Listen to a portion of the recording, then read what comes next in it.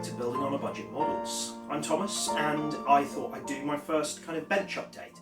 The 2nd of July marked the channel's first birthday, but I realised that I hadn't actually uploaded any videos until the 5th of July, but I'd registered the email address and set up the YouTube channel, so I don't know. Either way, it's now 1 year old, so here we are. As you might have noticed, I'm wearing this 20-year-old England shirt. I am recording this 2 days before the UEFA 2020 final. It's currently Friday the 9th of July. The 11th will be the final. So by the time you're watching this, you might already know that result, or you might not even care. Either way, I won't be mentioning football again from now on.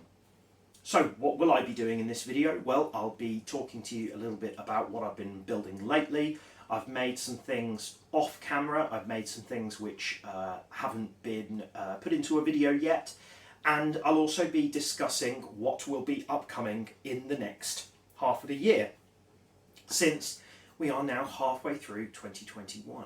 So without further ado, let's get on with it. So firstly, if you follow me and the channel on Instagram or Facebook recently, you might have seen that I built this. This is the 143rd Citroen Xsara WRC, driven by Sebastian Loeb in the 2005 World Rally Championship.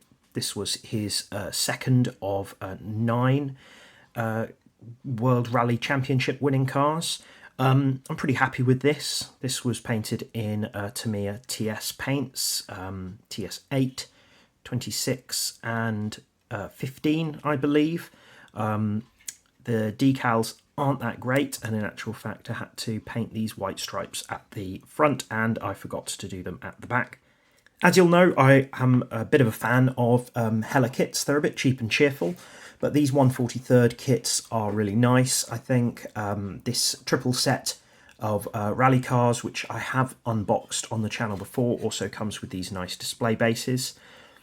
As this was based on the Rally of Turkey in 2005, I kind of had a look at some of the kind of environments that they raced on. It was kind of gravel track, I believe, and I also used some I think it was Rust-Oleum kind of stone effect paint here, which is why you can see it's got that texture. You see it kind of came out in this kind of flecked effect, and then I went over it in some Revell acrylics and also some weathering powder from Humbrol. So I'm pretty happy with that. Yeah, so I do have some photos of that. I didn't do it as a video build, but if you are interested in seeing a bit more, then please do follow me on Instagram, and I could always share some things on here in the future as well. So what I've been building over the past month is the Fujimi Garage and Tools. I am nearly finished with this. I also added the other garage section. I think as I'm recording this, I have uploaded 2 parts. There will be a 3rd part as well, but that will come up at some point in the next few weeks as I'm taking a little bit of a break from it. So this is how it looks at the moment.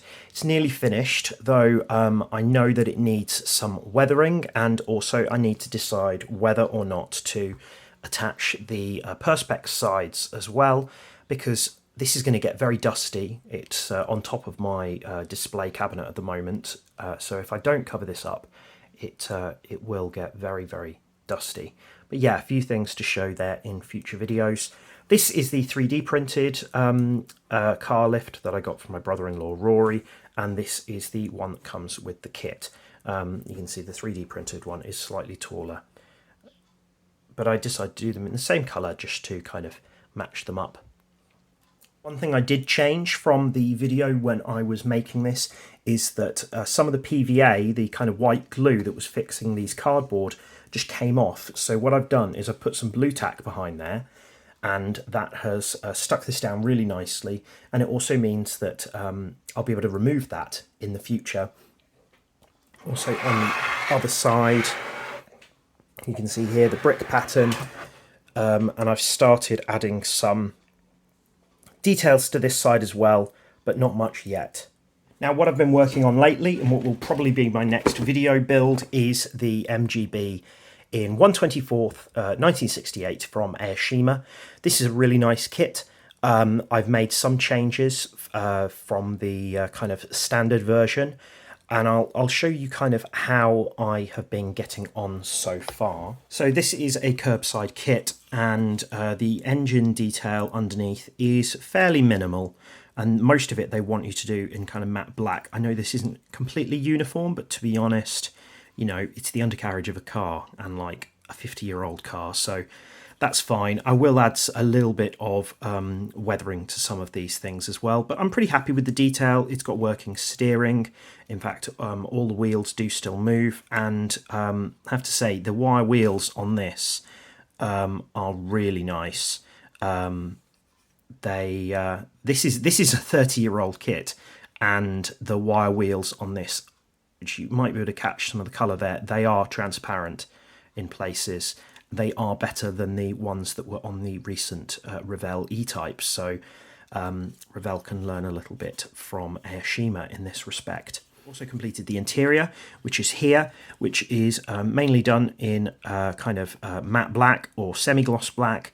I also looked at some elements from the car I'm basing it on, and I made these headrests out of milliput, which I think will hopefully add something to the car. I think they've looked pretty uniform anyway. Also, this steering wheel is from a Fujimi mini kit because it's more close to the one I'm basing it on than the one that comes in the kit. Now, the next thing I was going to share with you, recently I had a poll on the community tab about what kind of builds that you, the viewers, would like to see in the future.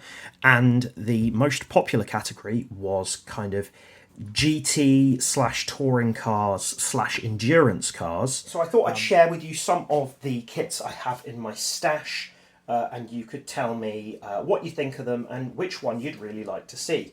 So my first one is the newest of all of these kits, Mercedes AMG GT3 in 1/24 by Tamiya. I got this kit for Christmas, and I am really looking forward to building it. I have already got the kind of gunmetal TS spray, so I will be doing this in the kind of stock livery. I believe this was a Mercedes AMG testing livery, as opposed to the many kind of aftermarket ones that it comes with.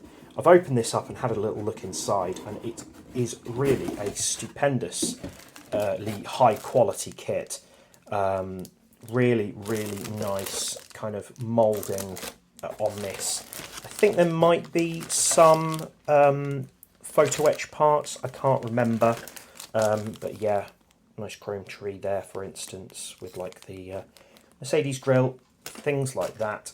So yeah, I'm very happy to unbox any of these, so if you are particularly interested in any of the ones I share today, then please do let me know. Now, this is an interesting one. This is the Ford GT40 1968 from Fujimi. I believe Meng have recently done their own version of the 1966 Le Mans GT40, and this one here will be being reboxed by Revell of Germany later this year.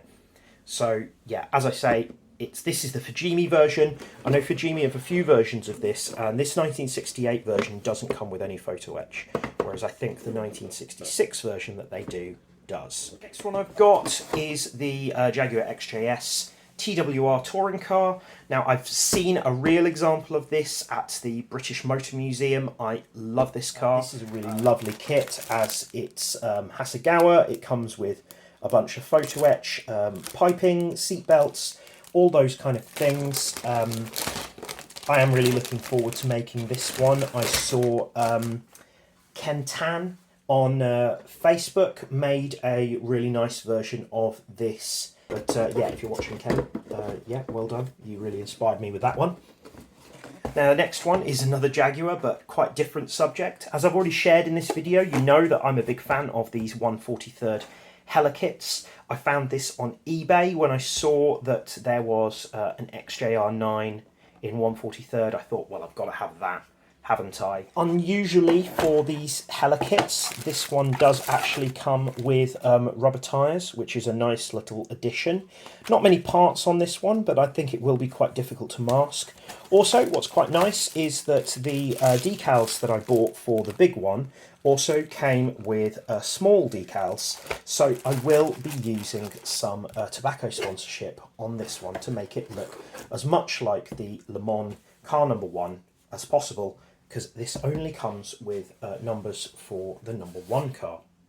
So yeah, there we are, another interesting car. Probably won't take me very long to build this one, so I might do it as like an intermediary one at some point. Next one will be familiar to people who watch my unboxing videos, the Calsonic Nissan R91 CP, also by Hasegawa. I think I've got the paint for this now. Not sure whether I want to build it yet or not, because there's just so many things that I'd like to do. But this is definitely a really nice, interesting looking car. There's an awesome build of the 92 version over at Autostrada Macchina, which I can thoroughly recommend. Another one that I am really looking forward to build. Please let me know what you think about that one. And finally, last but not least, there is the legendary Castrol Toyota Tom's Supra GT in 1/24th scale by Tamiya.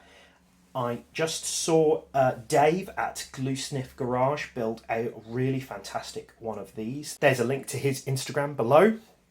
This is an amazing car also for someone like me who grew up playing Gran Turismo.